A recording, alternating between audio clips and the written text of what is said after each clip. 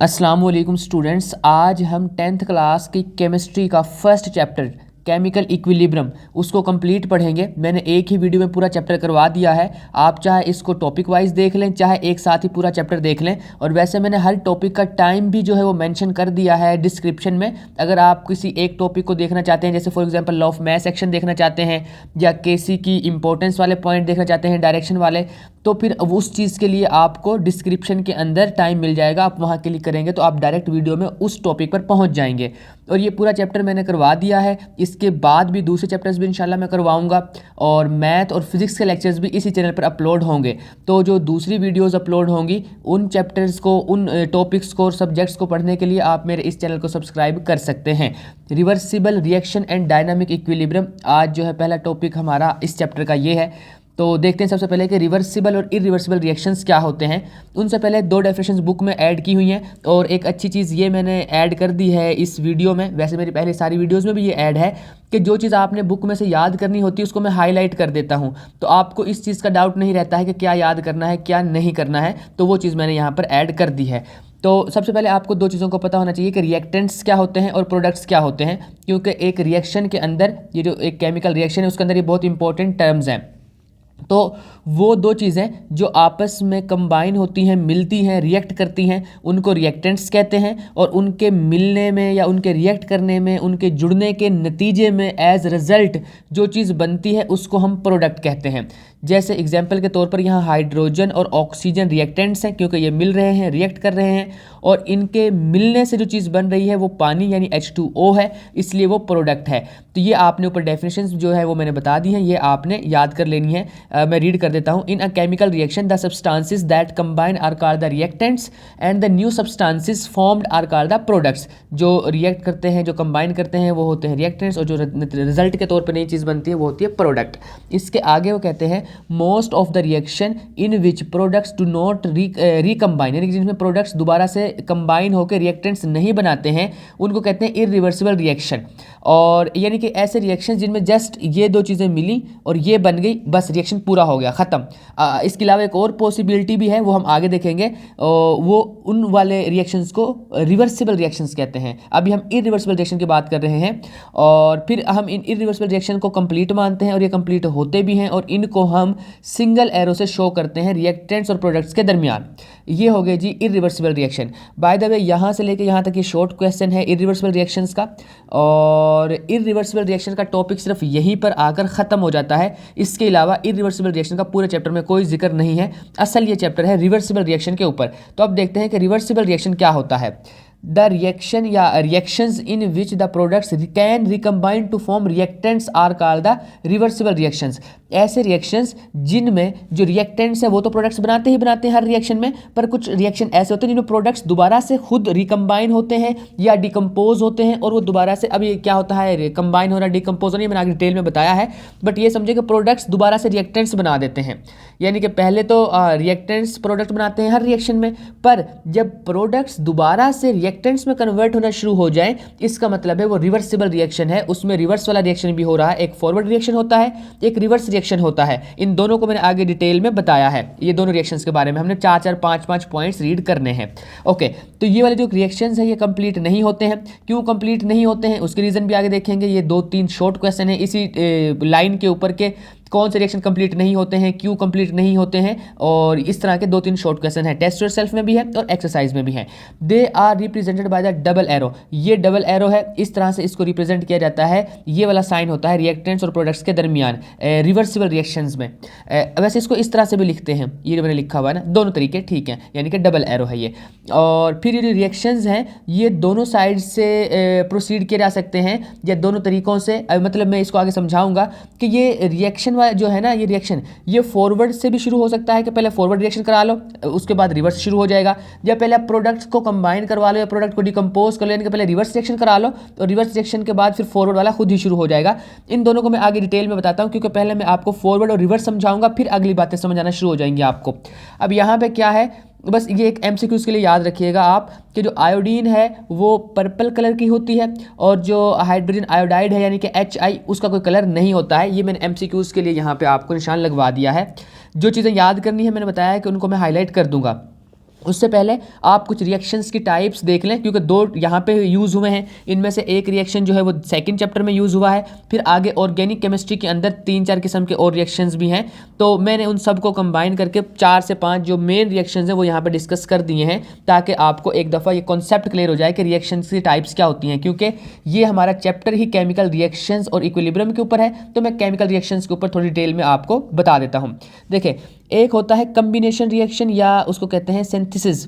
अब वो क्या होता है कि दो चीज़ें या दो से ज़्यादा चीज़ें आपस में मिलती हैं और एक प्रोडक्ट बनती है सिर्फ, और जब एक प्रोडक्ट बनती है तो उसको हम कहते हैं कम्बिनेशन रिएक्शन, यानी कि ये दोनों चीज़ें कंबाइन होकर ये चीज़ रिजल्ट में बन गई है। और अगर मैं 10th के सिलेबस को माइंड में रखूँ तो ये रिएक्शन आपका आ जाएगा कम्बिनेशन रिएक्शन में, यानी कि इसमें हाइड्रोजन और आयोडीन ये दोनों कंबाइन हो रही हैं और रिजल्ट में हमें हाइड्रोजन आयोडाइड मिल रहा है, HI मिल रहा है।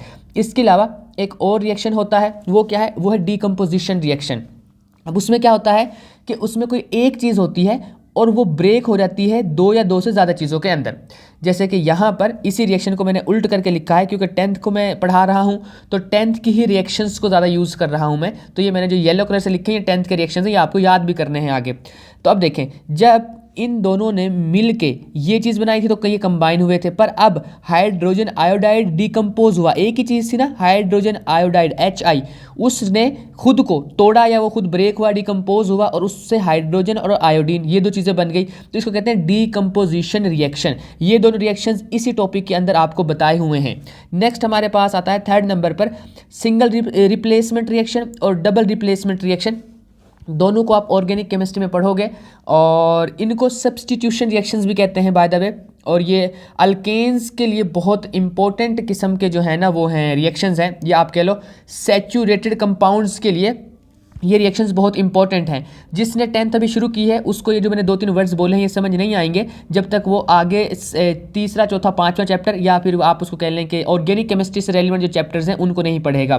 तो ये रिएक्शन इसलिए मैं ज़्यादा डिटेल में नहीं बता रहा हूँ, बस इसमें ये चीज़ होती है कि एक जो चीज़ है, एक आप कह लो एटम या एलिमेंट कह लो आप, वो दूसरे वाले से रिप्लेस हो जाता है। जैसे कि इसमें ये इसके साथ रिप्लेस हो गया है, ठीक है। और कुछ ऐसे होते हैं जिनमें 2 रिप्लेसमेंट हो रही होती हैं, तो जैसे इस Na को यहाँ से ऐसे रिप्लेस किया गया है और फिर Ca इधर आके ऐसे रिप्लेस हो गया है।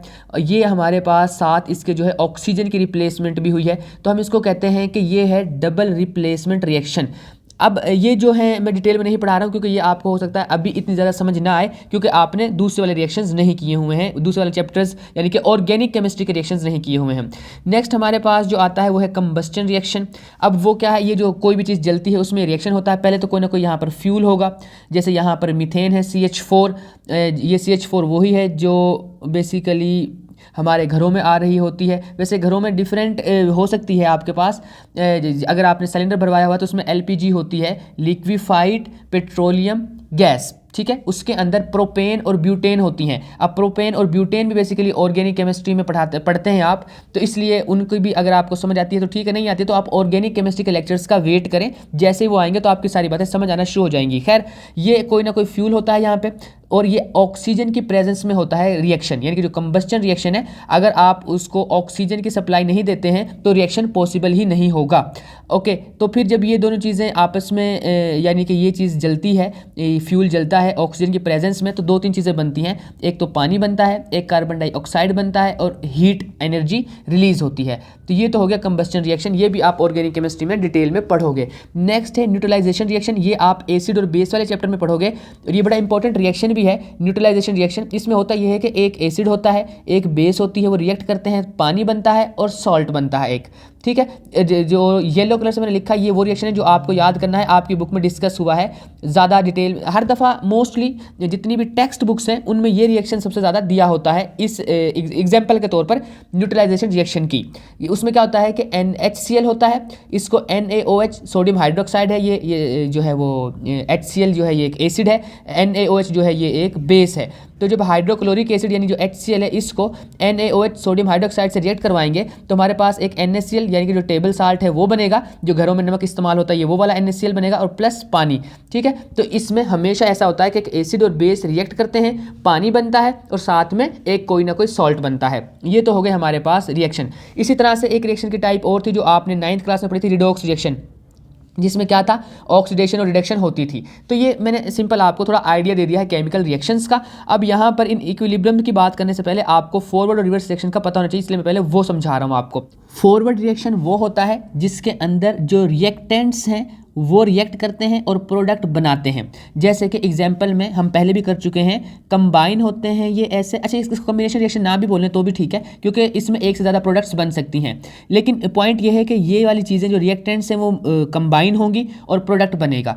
ये हो गए हमारे पास फॉरवर्ड। रिवर्स में क्या होता है कि प्रोडक्ट्स जो है वो डिकम्पोज होती है, या फिर आप ऐसे कह लें जो प्रोडक्ट्स हैं वो कंबाइन होकर रिएक्टेंट्स बनाना शुरू कर देती हैं। आपकी रिएक्शन ऐसे समझ नहीं आ रहा होगा, इसको ऐसे समझें कि यहाँ पर HI है, ऐसे 2HI जो कि प्रोडक्ट है, उसने वापस रिएक्ट किया और या वो डिकम्पोज हुई और ये हमारे पास H2 और I2 बन गए। तो ये असल में रिएक्शन है। मैंने थोड़ा सीधा करके लिखा हुआ यहाँ पे, जिस तरह से आपको आदत है पढ़ने की उस तरह से, लेकिन असल में ये रिएक्शन हुआ है, यानी कि रिवर्स डायरेक्शन में हुआ है। तो आप इस रिएक्शन को माइंड में रख सकते हैं समझने के लिए।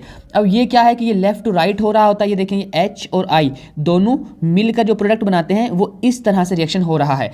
पर जब आप देखेंगे उस वाले रिएक्शन को जो कि रिवर्स होगा, उसमें अगर आप गौर से देखें तो HI जो है वो मिलकर हाइड्रोजन और आयोडीन बना रहा है, जो कि इस डायरेक्शन में हो रहा है, राइट टू लेफ्ट।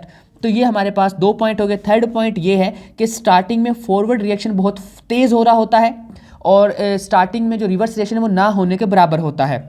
और जो फोर्थ पॉइंट, ये मैं समझाता हूँ, दोनों पॉइंट मिला के समझाऊंगा। और जो फॉरवर्ड रिएक्शन होता है वो आहिस्ता आहिस्ता स्लो होता है, और जो रिवर्स रिएक्शन है वो आहिस्ता आहिस्ता तेज़ होना शुरू हो जाता है। उसकी वजह मैं आपको अभी यहाँ पे समझाता हूँ।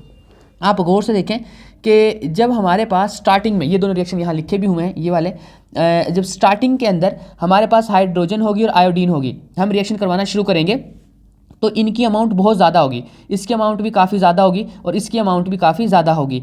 तो जब इनकी अमाउंट ज़्यादा है तो इनके ज़्यादा एटम्स या मॉलिक्यूल्स आपस में रिएक्ट करते जाएंगे और इधर से प्रोडक्ट्स बनना शुरू हो जाएंगी। पर ये जब इनिशियल स्टेज होगी, जब तो प्रोडक्ट तो नहीं होंगे ना, क्योंकि रिएक्शन शुरू ही नहीं होगा। स्टार्टिंग पॉइंट पर तो प्रोडक्ट्स आहिस्ता आहिस्ता बनने शुरू होंगे, तो फिर प्रोडक्ट्स का मिलकर रिएक्टेंट्स बनाने का शुरू के अंदर तो सवाल ही पैदा नहीं होता। इसीलिए शुरू में स्टार्टिंग में इसका रिएक्शन जो है रिवर्स वाला वो ना होने के बराबर होता है, मतलब इस डायरेक्शन का रिएक्शन है, क्योंकि अभी हमारे पास HI की इतनी अमाउंट नहीं हुई है कि वो रिएक्ट करके दोबारा से कन्वर्ट होना शुरू हो जाए रिएक्टेंट्स के अंदर। तो उसके लिए थोड़ा टाइम लगेगा।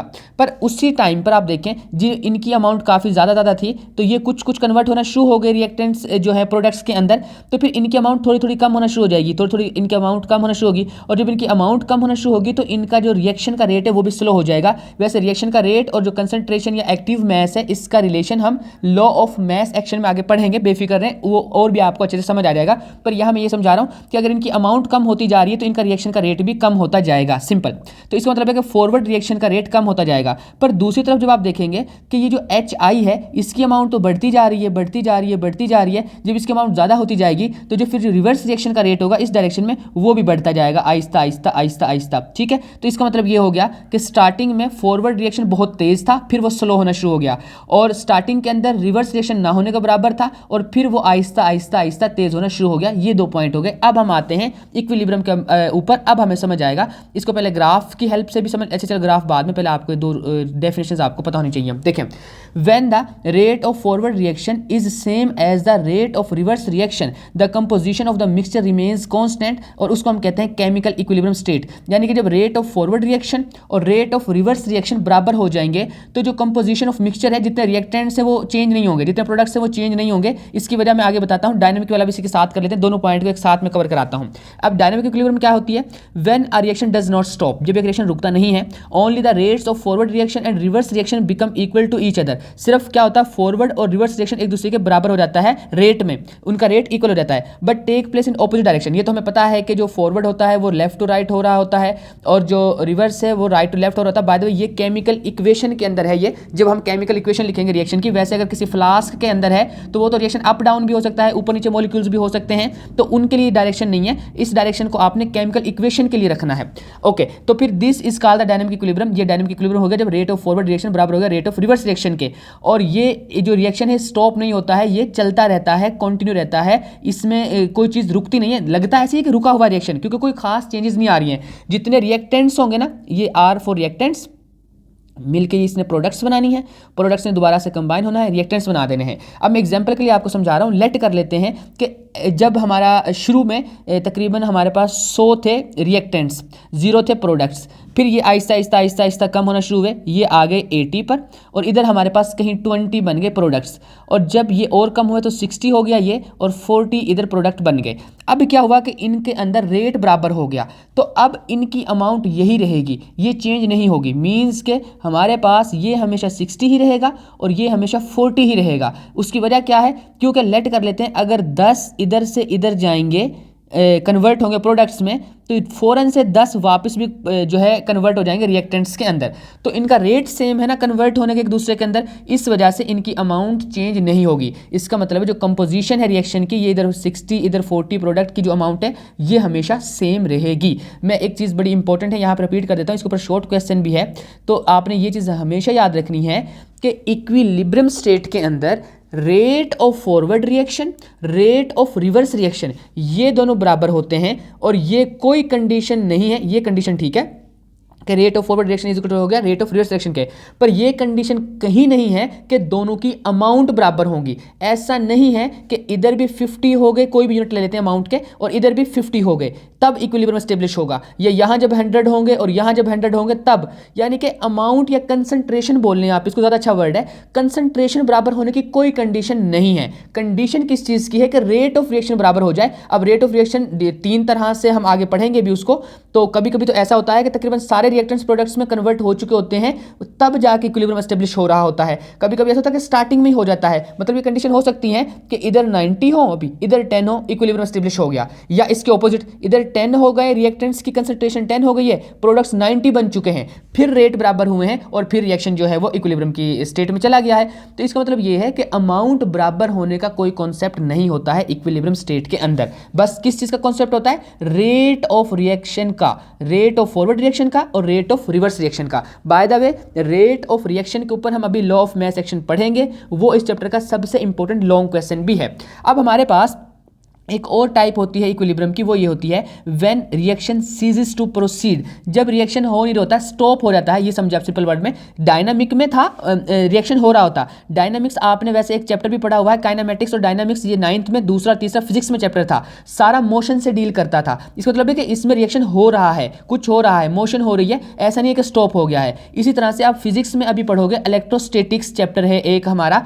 तीसरा चैप्टर, चौथा चैप्टर है फिजिक्स के अंदर 10th क्लास में, उसका नाम है इलेक्ट्रोस्टैटिक्स। उसका मतलब है इलेक्ट्रोस्टैटिक का, ये ऐसे है इलेक्ट्रो और स्टैटिक्स, इसका मतलब है कि इलेक्ट्रो है चार्जेस और स्टैटिक्स का मतलब है कि रेस्ट की हालत में। वो सारी चीज़ें हम उस चैप्टर में पढ़ते हैं जो चार्जेस रेस्ट की हालत में शो करते हैं, मैग्नेटिक फील्ड हो गया, किसी को रिपेल करना हो गया, अट्रैक्ट करना हो गया, या उसके आगे हम उसमें जो है उसके और एप्लीकेशंस प्रैक्टिकल लाइफ में वो सारी चीज़ें देख रहे होते हैं। पर मेरा पॉइंट बताने का यह है, जहाँ स्टैटिक का वर्ड आएगा उसका मतलब है रेस्ट, और जहाँ डायनामिक का वर्ड आएगा उसका मतलब है कि मोशन। ठीक है, तो अब ये वाली जो जब कोई रिएक्शन नहीं हो रहा होता है तो वो इक्विलिब्रियम की हालत में भी हो सकता है, रेस्ट की हालत में भी कोई बॉडी, यानी कि जो इक्विलिब्रियम है ना वो मोशन की हालत में भी हो सकता है और रेस्ट की हालत में भी हो सकता है। इक्विलिब्रियम ये वही वाला है जो आपने 9th में पढ़ा था, जिसके अंदर आपने दो कंडीशन पढ़ी थी कि sigma F is equal to 0 हो जाता है और sigma torque is equal to 0 हो जाता है, तो इक्विलिब्रियम की कंडीशन में होता है। तो रेस्ट की हालत में, ये जो रेस्ट वाली स्टेट है, इसमें हमारे पास ये पहली वाली कंडीशन ही फुलफिल हो रही है, वो आगे बताएगा। अभी मैं इसको रीड करता हूं, देखें वो कहता है this happens mostly in physical phenomenon, for example a building remains standing rather than falling down because all the forces acting on it are balanced, क्योंकि जो उनके ऊपर फोर्स एक्ट कर रही हैं वो बैलेंस्ड हैं, मतलब जो इधर से फोर्स लग रही है वो और ये वाली बराबर हैं, जो इधर से लग रही है ये और ये ऊपर वाली बराबर हैं, जो अप और डाउन वाली हैं वो भी बराबर हैं। इस वजह से हमारे पास वो बिल्डिंग गिरती नहीं है, स्टेबल रहती है, बैलेंस रहती है। क्यों? क्योंकि सारी फोर्सेज जो एक्ट कर रही हैं वो बैलेंस्ड हैं। इसका लिखने का एक और तरीका भी होता है या बोलने का एक और तरीका होता है कि नेट फोर्स 0 है इसके लिए। ठीक है, ये खैर फिजिक्स का चैप्टर है, हम इससे अब आगे चलते हैं। हम इसी चीज़ को ग्राफिकली रिप्रेजेंट भी कर सकते हैं। अब आपने इस ग्राफ को गौर से देखना है, ये वाला टाइम है, ये टाइम गुजर रहा है इस तरफ, और ऊपर की तरफ रेट ऑफ रिएक्शन है। तो आपने गौर से देखना, मैंने बताया था स्टार्टिंग में फॉरवर्ड रिएक्शन बहुत तेज होता है, तो देखिए कितना तेज रिएक्शन है। यहाँ पे 0 रेट है रिएक्शन का, यहाँ पे लेट कर लेते हैं कोई यूनिट, किसी भी है, कोई भी यूनिट हम रख लेते हैं, ये 10 है, ये 20 है, ये 30 है, ये 40 है। तो सबसे ज़्यादा सबसे तेज फॉरवर्ड रिएक्शन जब शुरू हुआ रिएक्शन, यानी कि जब टाइम 0 था, अभी रिएक्शन शुरू हो रहा है, तो सबसे ज़्यादा तेज रिएक्शन जो है स्पीड कौन सी है, वो है फॉरवर्ड रिएक्शन की। और रिवर्स रिएक्शन 0 पे ही खड़ा है, मतलब वो ना होने के बराबर है। फिर आहिस्ता आहिस्ता देखें ऐसे इस तरफ जा रहा है ना, यानी कि ये देखें ये टाइम पास हो रहा है, ये वाला भी इस तरफ आ रहा है, मतलब टाइम के गुजरने के साथ साथ। तो क्या चेंजेस आ रही हैं टाइम के गुजरने के साथ साथ? फॉरवर्ड रिएक्शन नीचे आना शुरू हो गया। मैंने कहा था ना, अगर ये 40 है और ये 30 है, तो देखने नीचे आ रहा है, तो ये क्या मतलब, इसका मतलब है कि ये स्पीड इसकी स्लो हो रही है। इसको हम 20, इसको हम 10 मान के चलते हैं। तो ये देखें 0 से ऊपर जा रहा है, मतलब यहाँ पे ये रिएक्शन तेज़ हो रहा है। यहाँ पे कहीं होगा, मतलब लेट कर लेते हैं, यहाँ पे 3 होगा, यहाँ पे 6 होगा। ये क्या हो रहा है, 0 से ऊपर जा रहा है, तो ये तेज़ हो रहा है। तो नीचे वाला रिवर्स रिएक्शन का ग्राफ है, ऊपर वाला फॉरवर्ड रिएक्शन का ग्राफ है। हमें देखने से पता चल रहा है कि जो नीचे वाला रिएक्शन है ये तेज़ हो रहा है आहिस्ता आहिस्ता आहिस्ता आहिस्ता आहिस्ता, और जो ऊपर वाला रिएक्शन है वो स्लो हो रहा है आहिस्ता आहिस्ता आहिस्ता आहिस्ता, स्लोली, ग्रेजुअली। एक स्टेज आएगी जब ये वाला रिएक्शन और ये वाला रिएक्शन, इन दोनों का रेट बराबर हो जाएगा, और उस रेट पर ये दोनों का ग्राफ यहाँ ऐसे मिल जाता है, और उसी स्टेट को हम कहते हैं कि ये इक्विलिब्रियम एस्टेब्लिश हो गया। ये इक्विलिब्रियम स्टेट है जिसमें rate of reverse reaction equal हो गया है रेट ऑफ फॉरवर्ड रिएक्शन के। आई होप कि अब आपको ये रिवर्सिबल रिएक्शन वाला जो टॉपिक है ये अच्छे से समझ आ गया होगा। अब हम अपने नेक्स्ट टॉपिक के ऊपर मूव करते हैं, बल्कि इसके थोड़ा सा रह गया है काम कि इसके हम प्रॉपर्टीज़ देख लेते हैं, जो macroscopic characteristics of a dynamic equilibrium है। सबसे पहले नंबर पर तो आप ये चीज़ याद रखें कि इक्विलिब्रियम तभी हम अचीव कर सकते हैं जब सिस्टम क्लोज हो। एग्जांपल के तौर पर अगर हम इधर H2 रखें, इधर I2 रखें, इन्होंने मिलके बना दिया जी 2HI, और इसमें से ये एक फ्लास्क थी, लेट कर लेते हैं, इसमें से वो सारी गैसेस ऊपर निकल जाएं अगर, तो ये कहाँ पे HI इकट्ठी ना, ये मतलब ये कहीं इकट्ठी होगी तो रिएक्ट करेगी ना वापस। अगर ये हवा में निकल गई और इन्वायरमेंट में बाकी गैसेस के साथ मिक्स हो गई तो दोबारा रिएक्ट नहीं कर पाएगी और H2 और I2 नहीं बन पाएंगे। इसका मतलब है ज़रूरी है कि जो सिस्टम है हमारा वो क्लोज हो, अगर हमने इक्विलिब्रियम एस्टेब्लिश कराना है, अचीव करना है तो।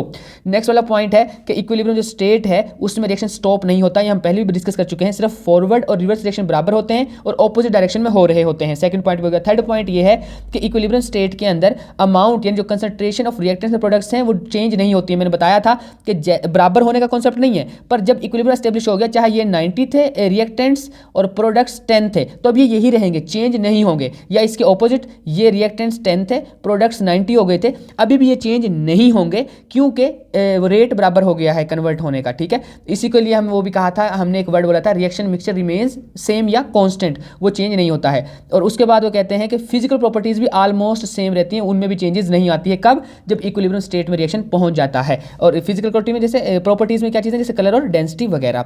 नेक्स्ट फोर्थ वाला जो हमारा इसका पॉइंट है वो ये है कि equilibrium state is attainable from इधर वे। हाँ, ये स्टार्टिंग फ्रॉम रिएक्टेंट्स और प्रोडक्ट्स किसी तरह से भी शुरू हो सकता है। मतलब अगर आपके पास, मैं समझाता हूँ, हाइड्रोजन है और आयोडीन है, आपने इन दोनों को हीट करा दिया।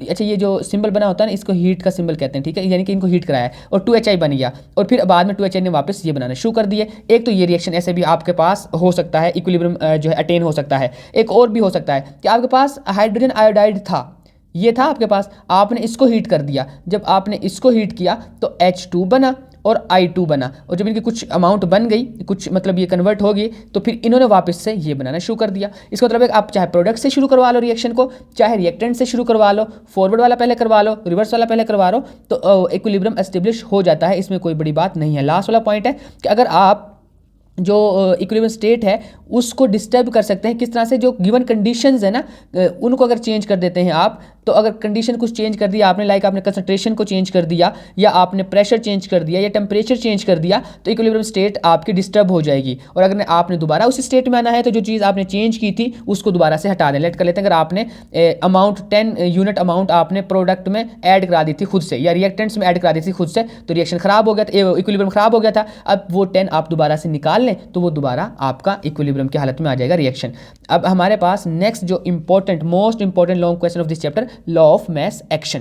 अब इसमें मैंने हाईलाइट नहीं किया क्योंकि सारा ही याद करना है, कुछ इसमें छोड़ने वाला है नहीं। इन्होंने बड़ा टू द पॉइंट लिखा हुआ है।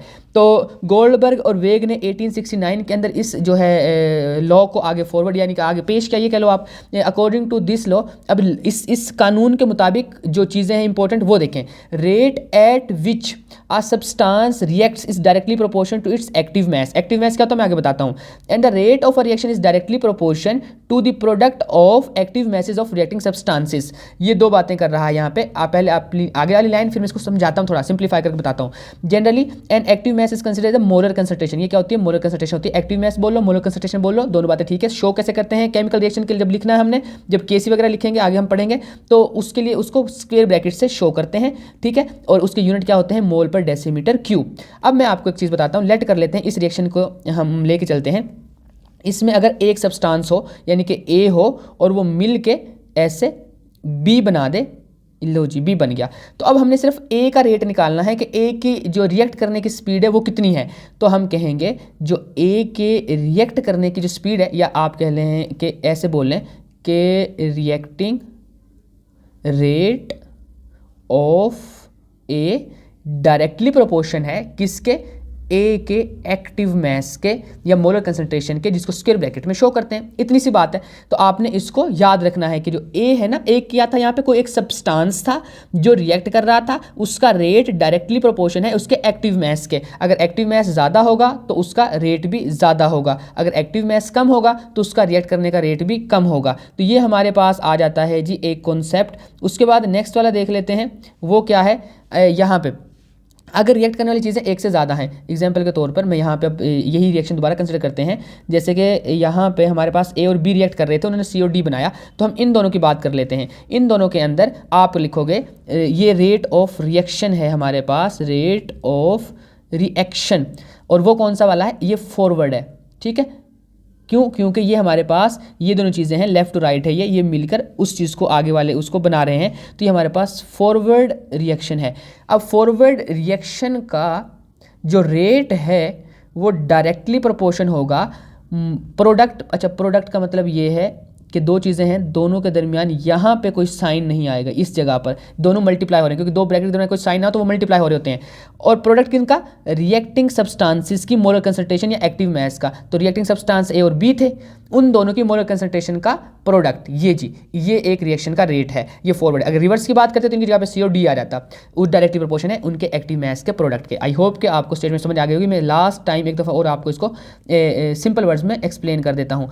अगर कोई एक चीज़ है, एक रिएक्टिंग सब्सटेंस है, वो रिएक्ट करेगी तो उसका जो रेट है वो डायरेक्टली प्रोपोर्शन होगा उसके अपने एक्टिव मैस के। अगर रिएक्ट करने वाली चीज़ें एक से ज़्यादा हैं, मतलब एक रिएक्शन हो रहा है, तो क्या होगा उस रिएक्शन के अंदर, मतलब अगर रिएक्टेंट्स दो या दो से ज़्यादा हैं तो उन सब के जो एक्टिव मैस हैं उनके जो प्रोडक्ट है उसके डायरेक्टली प्रोपोर्शन होगा रेट ऑफ अ रिएक्शन। हम आगे इसको थोड़ा डिटेल में देखते हैं, इसको ड्राइव भी करते हैं। एग्जांपल के तौर पर हमने ये रिएक्शन लिया, अच्छा आपने इससे के एफ और के सी से, ये जो के एफ और के आर है इनसे नहीं घबराना है, ये जो फॉरवर्ड रिएक्शन का कांस्टेंट है, ये रिवर्स रिएक्शन का कांस्टेंट है। और उससे नीचे अब आप देखें वो कहते हैं सपोज ए के ऊपर स्क्वायर ब्रैकेट है, बी के ऊपर, सी के ऊपर, डी के ऊपर, और ये सारी क्या है, मोलर कंसंट्रेशन है जिसका यूनिट मोल पर डेसीमीटर क्यूब है, किसकी, ए बी सी डी की रिस्पेक्टिवली। अब हम क्या करेंगे, according to the law of mass action हमारे पास क्या चीज़ें हैं, अब गौर से देखेंगे। रेट ऑफ फॉरवर्ड रिएक्शन वो डायरेक्टली प्रोपोर्शन है किसके, ए और बी की मोलर कंसंट्रेशन और उनके प्रोडक्ट के। यही बात हमने पीछे कर ली हुई है। और नेक्स्ट, जब भी हम प्रोपोर्शनैलिटी के साइन को इक्वलिटी में कन्वर्ट करेंगे तो हमारे पास कोई ना कोई कांस्टेंट आएगा, ठीक है। तो यहाँ पे के एफ जो है ये कांस्टेंट आ गया है हमारे पास,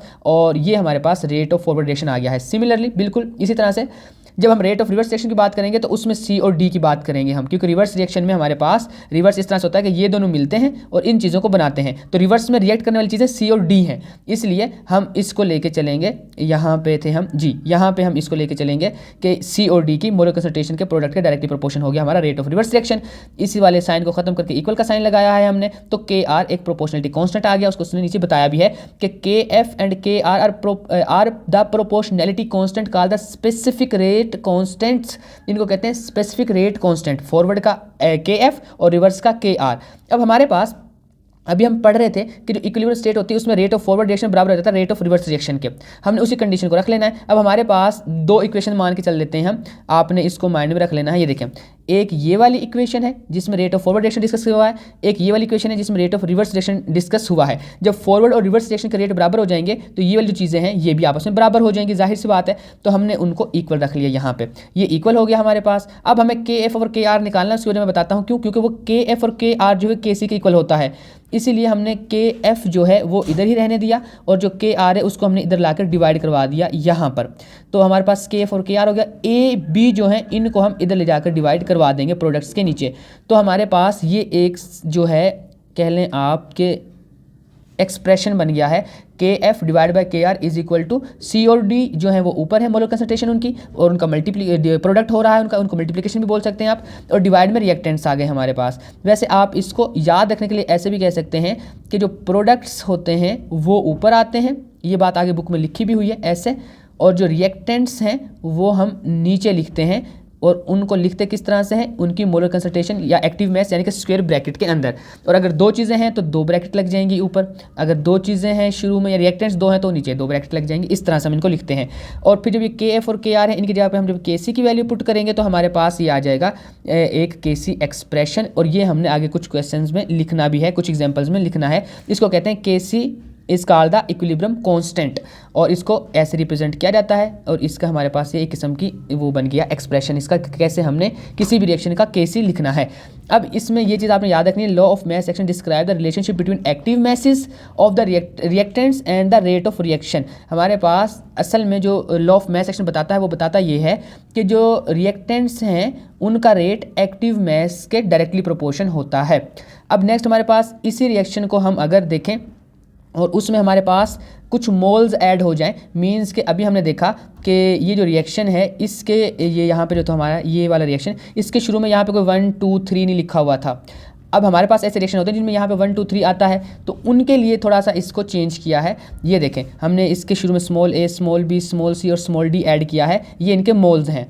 और फिर की स्टेटमेंट क्या बनती है, the rate of a chemical reaction is directly proportional to the product of the molar concentration of reactants. यहाँ तक बातें सारी वही हैं जो लॉ ऑफ मास एक्शन में पहले हम डिस्कस कर चुके हैं, बस इसमें ये चीज़ एक्स्ट्रा है कि raise to power equal to their number of the moles. ये जो चीज़ है ये इनकी पावर में आ जाएगी एक balanced chemical equation of a reaction के लिए। बस हमने ऊपर स्मॉल ए लिख दिया है, इधर स्मॉल बी लिख दिया है, इतना सा काम करना है हमने, बाकी रिएक्शन ये वही वाला आ गया। रिवर्स में भी सेम चीज़ें होंगी हमारे पास, बस ऊपर स्मॉल सी और स्मॉल डी लिख देना है। याद इसमें सारा करना है, छोड़ना कुछ नहीं है। फिर हमारे पास ये आर फॉर रेट है, rate of forward reaction, rate of reverse reaction. अच्छा इनको कंफ्यूज ना होना, आर एफ और के एफ होता है, इसी तरह से आर आर है और के आर है। रेट ऑफ फॉरवर्ड रिएक्शन ये है specific rate constant of forward reaction, ये वाला है रेट ऑफ रिवर्स रिएक्शन, ये है specific rate constant of a reverse reaction. तो इसका मतलब है कि वो के वाले कांस्टेंट हैं और ये आर आर और आर एफ ये रेट हैं। तो ये हमें पता है इक्विलिब्रियम में दोनों का रेट बराबर हो जाता है। जब दोनों का रेट बराबर हो जाता है तो हम उनको भी इक्वल रखेंगे, और इनको इक्वल रखने से हम इसके आर को इधर ला के डिवाइड करेंगे, ए और बी को इधर जाकर डिवाइड कर देंगे। तो हमारे पास जो एक्सप्रेशन बन जाएगा वो इस स्टेट का मतलब हमारे पास ये वाली कंडीशंस आ जाएंगी। और नेक्स्ट हमें पता है के एफ डिवाइड बाई के आर इज इक्वल टू के सी, तो हम उसको के सी से रिप्लेस कर देंगे और ये हमारे पास एक बन गया के सी का कह लें आपके एक्सप्रेशन। अब इसके मैं दो रिएक्शन से एग्जांपल देता हूँ। हमने अभी पढ़ा कि H2 plus I2 hydrogen iodine react करती हैं और हमारे पास बनता है 2HI। अगर इसका हमने के सी एक्सप्रेशन लिखना हो तो हम लिखेंगे ऐसे, HI ऊपर, मैंने बताया था प्रोडक्ट ऊपर लिखी जाती हैं और इनके ये जो मोल्स होते हैं इनको हम पावर में ले जाते हैं, तो ये ऐसे बन जाएगा। और नीचे हमारे पास आ जाएगा H2 और I2। आप एक चीज़ याद रखिएगा, इस चीज़ से कंफ्यूज नहीं होना है, ये पावर में नहीं जाएगी, पावर में मोल्स ने जाना है। तो मोल सिर्फ इसके 2 थे इसलिए मैंने ऊपर 2 लिखा, इसका 1 है, 1 ऊपर लिखते नहीं है पावर में, और ये H के साथ भी 1 है इसलिए उसका भी मैंने पावर में 1 नहीं लिखा है। तो ये हमारे पास एक इक्विलिब्रियम हो गया, ये जो है इक्विलिब्रियम कांस्टेंट हो गया। नेक्स्ट हमारे पास इसमें रिएक्शन दिया हुआ है, इसका उन्होंने खुद यहाँ पे लिखा हुआ है, ये है जी उसका केसी एक्सप्रेशन। नेक्स्ट इस चीज़ का केसी एक्सप्रेशन मैं यहाँ पे लिखता हूँ, देखें ये आ जाएगा यहाँ पे, देखें के सी इज इक्वल टू है, इसमें NH3 बन रहा है और 2 मोल बन रहे हैं तो ऊपर पावर 2 आ गई, डिवाइड बाय N2 रिएक्ट करता है, दूसरी जो रिएक्टेंट है वो हाइड्रोजन है ऐसे, और उसकी पावर 3 मोल है तो 3 पावर आ जाएगी। ये इसका कैसे एक्सप्रेशन हो गया है। तो ये रिएक्शन आप जो भी रिएक्शन आपको मिले आपने उसका एक्सप्रेशन लिख लेना है। आई होप कब आप लिख लेंगे। इसके 2-3 क्वेश्चंस हैं, ये देखें, ये वाले जो टेस्ट योरसेल्फ में इनके कैसे एक्सप्रेशंस लिखने हैं। मैं 1-2 के लिख देता हूँ, बाकी आप लिख लीजिएगा। लेट कर लेते हैं कि मैं इसका लिखूँ KC, इसका बनेगा प्रोडक्ट ऊपर, तो N2O4 इसको स्क्वायर ब्रैकेट में बंद कर देंगे, डिवाइड बाय NO2 और उसकी पावर 2 बन जाएगी। ठीक है, तो ये हमारे पास आ जाएगा इसका KC एक्सप्रेशन। इसी तरह से मैं एक लास्ट वाले का भी लिख देता हूँ, तो इसका KC एक्सप्रेशन आएगा SO3 और जो कोफिशिएंट है पावर में चले जाएंगे, तो मतलब वो 2 है तो ऊपर चला गया, डिवाइड बाय नीचे SO2 और इसकी पावर 2 आ जाएगी क्योंकि 2 मोल है यहाँ पे, और नेक्स्ट वाली ब्रैकेट में O2 आ जाएगा। ये इसका कैसे एक्सप्रेशन हो गया। बाकी सेंटर वाले का आप लिख लें, और कुछ और एक्सरसाइज में भी 2 रिएक्शंस हैं। क्वेश्चन नंबर 9 है एक्सरसाइज का, उसमें भी आपको कैसे एक्सप्रेशन लिखना है। अब हमारे पास इनके यूनिट्स की बात करते हैं। पहले उसको थोड़ा डिफाइन करते हैं केसी को, उसके बाद हम यूनिट्स की बात करेंगे। ये जो सारी चीज़ें हमने पढ़ी हैं, आपने इसको ये 2 तरह से लिखा हुआ है, एक तो ये वाली फॉर्म है और एक ये डिवाइड वाली फॉर्म है। दोनों में बातें सेम की गई हैं। केसी को डिफाइन किया गया है इक्विलिब्रियम कांस्टेंट को। इक्विलिब्रियम कांस्टेंट रेशियो होती है, यानी कि रेशियो का मतलब डिवाइड भी होता है। डिवाइड होता है किस किस चीज़ का, प्रोडक्ट की कंसंट्रेशन का। अच्छा, यहाँ पे 2 प्रोडक्ट हैं। एक प्रोडक्ट वो है जो रिएक्शन की रिएक्टेंस प्रोडक्ट्स होती है, और एक प्रोडक्ट है मल्टीप्लिकेशन वाला। ठीक है, तो इनमें आपने कंफ्यूजन है, ये प्रोडक्ट है मल्टीप्लिकेशन वाला।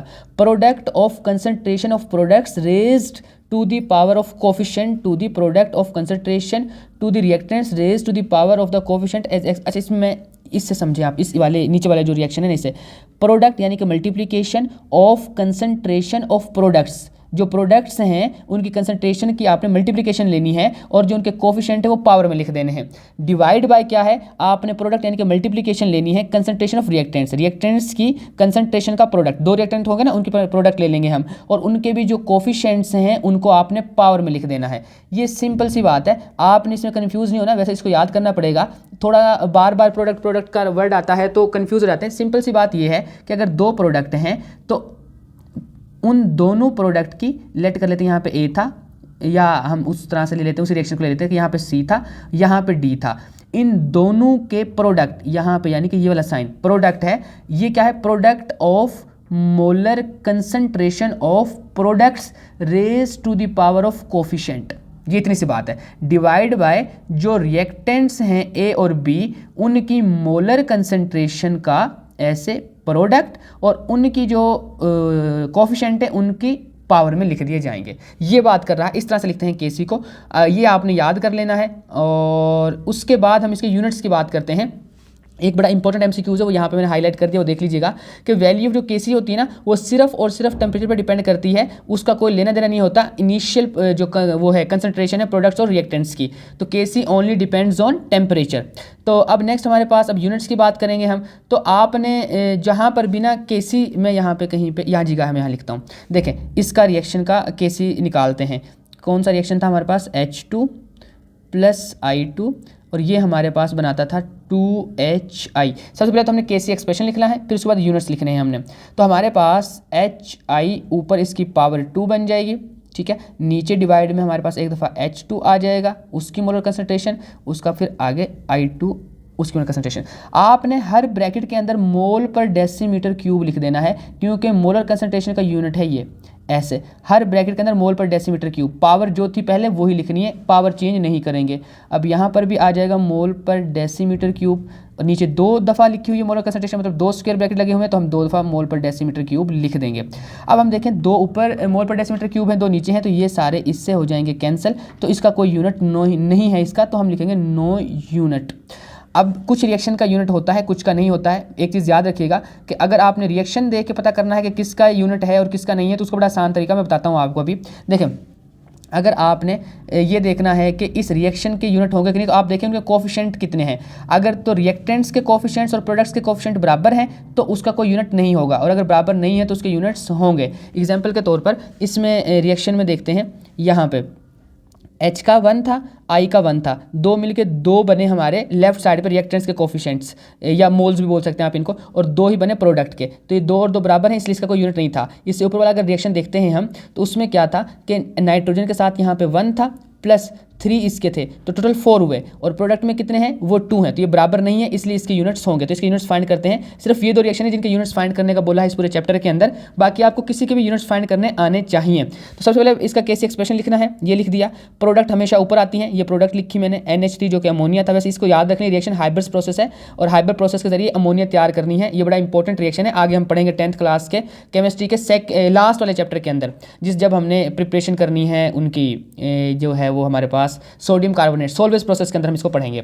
ओके, तो ये हमारे पास आ जाएगी पावर 2 में, क्योंकि इसके 2 मोल्स है, नीचे N2 ऊपर 1 लिखा नहीं करते, इसने नहीं लिखा हुआ, लेकिन जो H है उसकी पावर 3 हमने यहाँ पे लिख दी है। अब हर ब्रैकेट के अंदर मोल पर डेसीमीटर क्यूब ऐड करना था, ये देखें एक यहाँ लिखा है, एक यहाँ लिखा है, एक यहाँ लिखा, जो पावर्स थी वो बिल्कुल ऐसे लिख दी हमने। अब हमारे पास गौर से देखें ऊपर 2 हैं, तो ये हमारे पास 2 कट जाएंगे, एक इधर से ये बच गया, एक ये बच गया, यानी कि नीचे 2 बच गए मोल पर डेसीमीटर क्यूब। अगर हम इनके नीचे पावर लेते हैं तो ये बन जाएगा हमारे पास मोल की पावर 2 और डेसीमीटर की पावर -6 बन जाएगी, ठीक है। और जब हम इनको नीचे से ऊपर लेके जाएंगे तो वैल्यूज़ जो हैं जो पावर है उनका साइन चेंज हो जाएगा, इसलिए मोल की पावर -2 हो गई और डेसीमीटर क्यूब की पावर +6 हो गई। ये इसके यूनिट्स हैं। तो 2 इन रिएक्शन के यूनिट्स फाइंड करने थे। बाय द वे आपको बाकी सब यूनिट्स के भी, जो बाकी रिएक्शन है उनके भी यूनिट्स फाइंड करने आने चाहिए। अब हमने बड़ी बात कर ली है केसी की, हमने रट लगाई हुई है, हमने बहुत सी चीज़ें देखी हैं केसी में। अच्छा, ये जो ये है ना हमारे पास एग्जाम्पल्स, ये बहुत आसान है, इनमें आपको यहाँ तक चीज़ें दी हुई हैं। आपको H2 की जो कंसंट्रेशन है वो भी दी हुई है, I की कंसंट्रेशन भी दी हुई है और HI की भी दी हुई है। आपने जस्ट केसी एक्सप्रेशन लिखना है और उसके अंदर इन कंसंट्रेशन की वैल्यूज़ पुट कर देनी है। जैसे आप कैलकुलेटर से सोल्व करेंगे तो आपके पास आंसर निकल आएगा बिल्कुल सेम। इसी तरह से 9.2 9.3 भी हैं और इसी तरह से 4 इसके न्यूमेरिकल और हैं एक्सरसाइज वाले, वो भी आपसे हो जाएंगे। अगर नहीं होंगे तो फिर मुझे बता दीजिएगा, मैं अलग से उसके लिए वीडियो बना दूंगा। अभी मैं न्यूमेरिकल्स के ऊपर फोकस नहीं कर रहा हूँ, मैं ज़्यादा थ्योरी या कॉन्सेप्ट्स के ऊपर बात करना चाह रहा हूँ।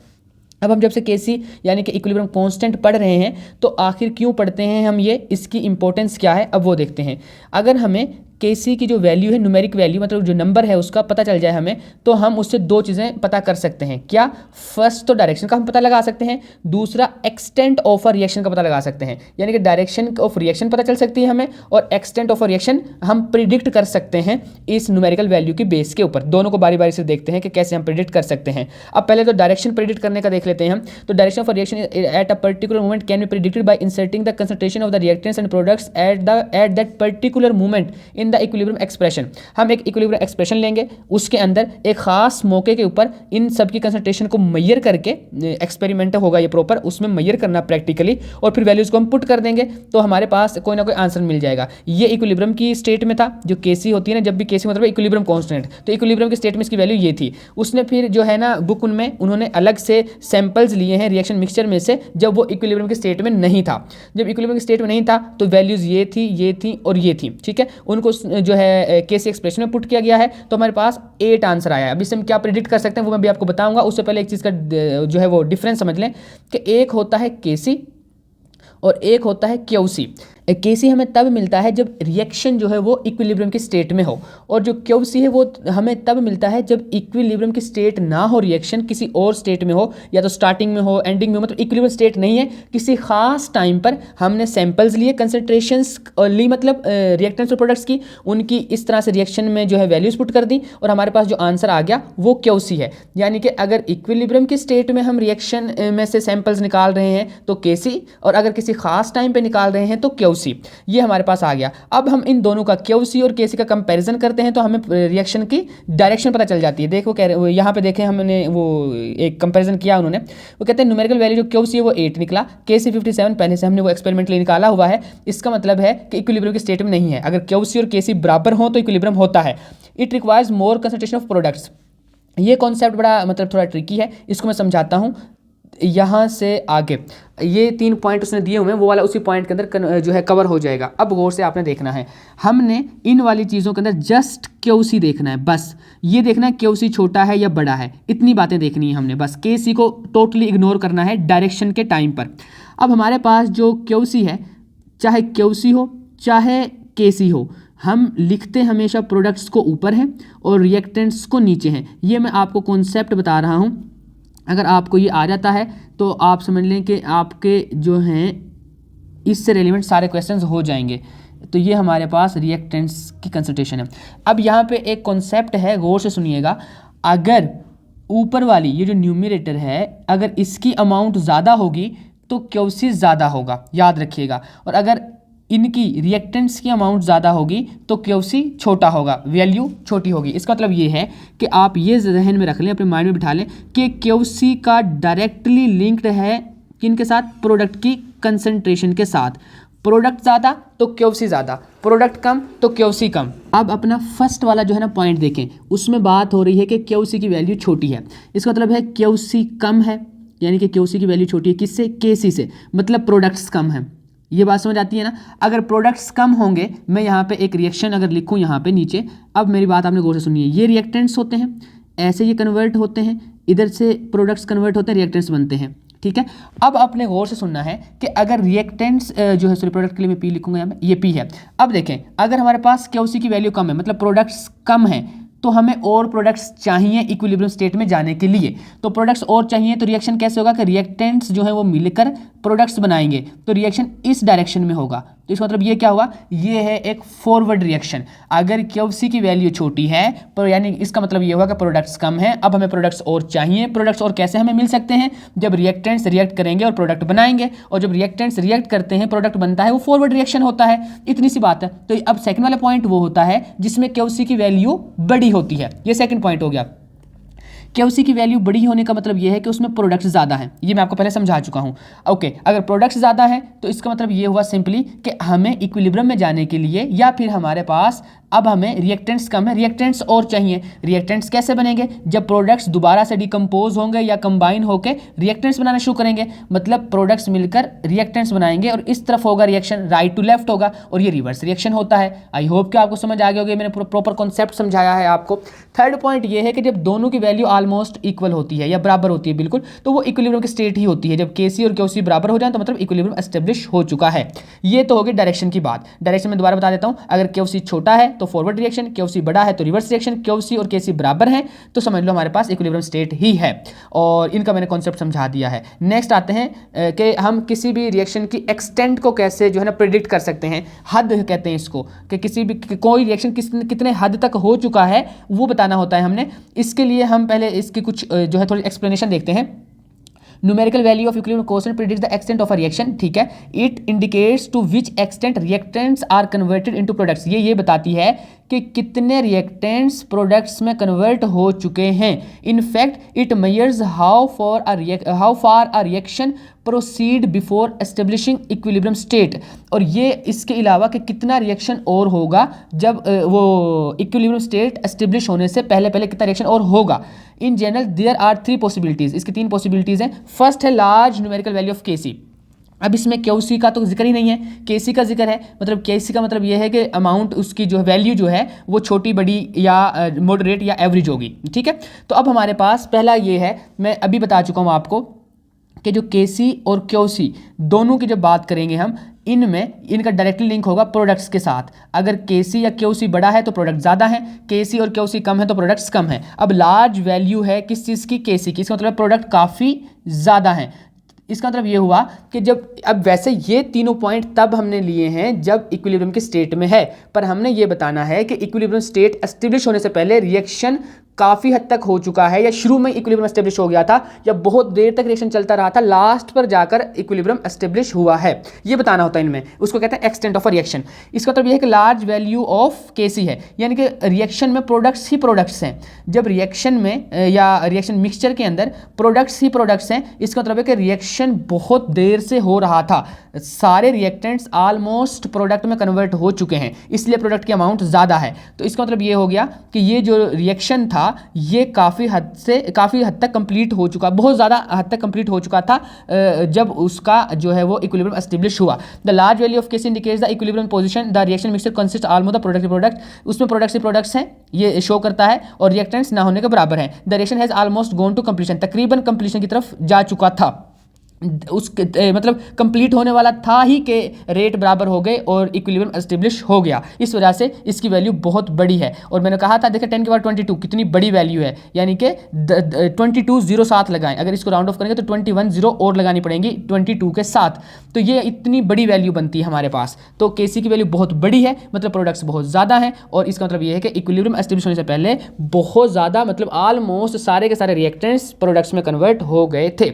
अगर वैल्यू छोटी है, सेकंड पॉइंट, अगर Kc की वैल्यू छोटी है इसका मतलब है कि जो हमारे पास प्रोडक्ट्स हैं वो कम है। अब प्रोडक्ट्स कम है मतलब रिएक्टेंट्स ज़्यादा हैं, ज़्यादा रिएक्टेंट्स प्रोडक्ट्स में कन्वर्ट नहीं हुए थे कि दोनों का रेट बराबर हो गया। तो इस कंडीशन में हम कहेंगे कि स्टार्टिंग में तकरीबन बहुत जल्दी इक्विलिब्रियम एस्टेब्लिश हो गया था। व्हेन द Kc वैल्यू जो है वो रिएक्शन की वो स्मॉल हो, it indicates that the equilibrium has establish with very small conversion of the reactants, यानी कि बहुत से थोड़े से रिएक्टेंट्स प्रोडक्ट में कन्वर्ट हुए थे कि इक्विलिब्रियम एस्टेब्लिश हो गया एट इक्विलिब्रियम पोजीशन। और जब इक्विलिब्रियम की हालत के अंदर, अब इस वाली जब हमने ये सैंपल्स लिए हैं जब ये इक्विलिब्रियम स्टेट में है, तो ऑलमोस्ट रिएक्टेंट्स ही रिएक्टेंट्स हैं, प्रोडक्ट्स ना होने के बराबर है, यानी कि ऊपर वाले के ऑपोजिट ये वाला पॉइंट है। और रिएक्शन जो है ये वाला कभी भी कंप्लीट नहीं होगा। वैसे जिनमें इक्विलिब्रियम एस्टेब्लिश हो जाता है वो रिएक्शंस होते हैं कंप्लीट नहीं होते हैं। और इसके वैल्यू देखो 10 की पावर -9, तो कितना डिफरेंस है ना दोनों में, एक में +22 एक -9, तो ये बहुत छोटी वैल्यू है। जो छोटी वैल्यू है और ये वाली बड़ी वैल्यू है, तो जो बड़ी वैल्यू है इसका मतलब है कि उसमें बहुत ज़्यादा रिएक्टेंट्स प्रोडक्ट्स में कन्वर्ट हो चुके थे, उसमें प्रोडक्ट्स ही प्रोडक्ट्स हैं, रिएक्टेंट्स ना होने के बराबर हैं, ठीक है। और जो छोटी वैल्यू इसका मतलब उसमें रिएक्टेंट्स ही रिएक्टेंट्स हैं और प्रोडक्ट्स ना होने के बराबर हैं, इसलिए उसकी वैल्यू बहुत छोटी है। क्योंकि जब Kc की वैल्यू छोटी होती है इसका मतलब यह है प्रोडक्ट्स उसमें कम है। Kc की वैल्यू हो या Qc की वैल्यू हो डायरेक्टली लिंक्ड है उसके कंसंट्रेशन ऑफ प्रोडक्ट्स के साथ। और अगर दोनों की वैल्यू ऑलमोस्ट सेम है, ना बड़ी है ना छोटी है, देखिए ना 10 की पावर कुछ 10-20 कुछ नहीं है पावर 10 की पावर, ना प्लस में ना माइनस में, मतलब बहुत एवरेज और दरमियानी सी वैल्यू है। तो इसका मतलब ये है कि जब तकरीबन मिड में आधे के रिएक्टेंट्स प्रोडक्ट्स में कन्वर्ट हो चुके थे, तब जाकर हमें क्या हुआ, रिएक्शन एस्टेब्लिश हो गया, इक्विलिब्रियम स्टेट में चला गया रिएक्शन। तो इसका मतलब ये होगा कि जब मॉडरेट वैल्यू हो या एवरेज वैल्यू हो, या ज़्यादा बड़ी या ज़्यादा छोटी वैल्यू ना हो Kc की, तो उसमें तकरीबन कंपेरेबल अमाउंट होती है किसकी, रिएक्टेंट्स की और प्रोडक्ट्स की। और ये जो है हमारे पास हो गए 3 पॉइंट्स जिसमें हम एक्सटेंट ऑफ रिएक्शन को मेजर करते हैं। मैं इनको जल्दी से सम अप कर देता हूं। अगर तो हमारे पास Qc और Kc का कंपैरिजन है तो हम डायरेक्शन बता रहे होते हैं, उसमें सिर्फ Qc को देखा जाता है। Qc छोटा है तो फॉरवर्ड रिएक्शन, क्योंकि प्रोडक्ट्स कम है, प्रोडक्ट्स और चाहिए। Qc बड़ा है तो मतलब रिवर्स रिएक्शन, इसमें प्रोडक्ट बहुत ज़्यादा है, प्रोडक्ट मिलकर रिएक्टेंस बनाना शुरू करेंगे, reverse reaction, right to left reaction, दोनों बराबर हैं तो इक्विलिब्रियम की स्टेट में है हमारा रिएक्शन।